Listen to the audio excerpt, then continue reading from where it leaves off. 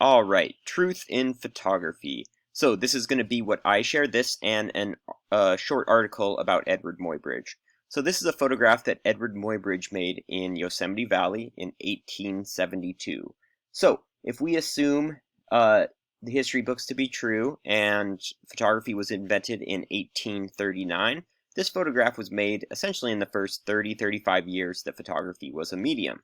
And by no means is this the first image that was ever manipulated, but this image is manipulated. It's actually manipulated in two separate ways. So I'm going to give you guys a second to just look at it, and then we'll kind of talk about what is manipulated in this image. So think critically about it.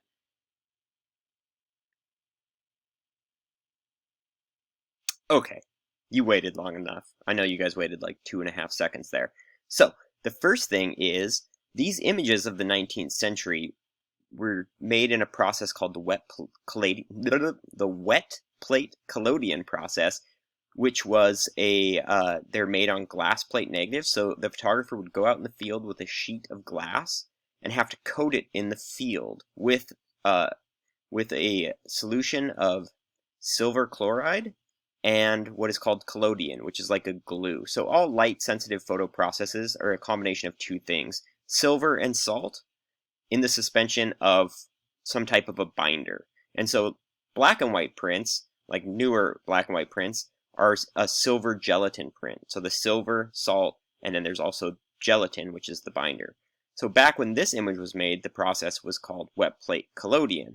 So you had this collodion stuff, which was like a sticky glue that had a suspension of silvers and salts in it. So the photographer would have to coat the plate, the glass plate, in the field and make the photo within the first 5 minutes before the plate dried. That's why it's called wet plate. So the other thing to know about this process is it was a UV sensitive process.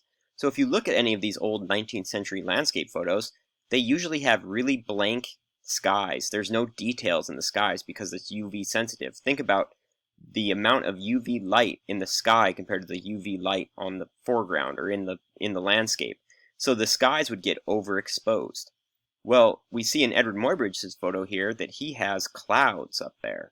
He was able to achieve this by actually printing in clouds from a different scene. So Edward Muybridge, this is actually a photo composite. It's made up of at least two different images. The clouds are one image, and the landscape is the other. If you guys read the article that I attached to this discussion post, you'll see that that was kind of one of Edward Muybridge's tricks, was he would print in clouds from all over the place. So he has multiple photos from all over the world. One's from Mexico and one's from California that have the exact same clouds in them, something that would be physically impossible. So that's one way this photo is manipulated. The other way this photo is manipulated is, believe it or not, in the 19th century, in 1872, there was still only one sun in the sky. And if we look over here at this rock, and this rock over here, and this rock right here, these two rocks, the shadow falls on the right side. This rock, the shadow falls on the left side. This rock is fake. We have no idea, art historians don't know why Edward Muybridge composited this rock into the photograph. There are ideas, right? So the process was this wet plate collodion process, and when the photographer would coat the plate, they'd have to hold the edge of the plate with their finger, and sometimes when they were coating the plate, they would get these their finger would wipe off some of the emulsion. So this could actually be a damaged part of the plate that he then printed a rock over this side, and so the damage is actually the missing shadow right there.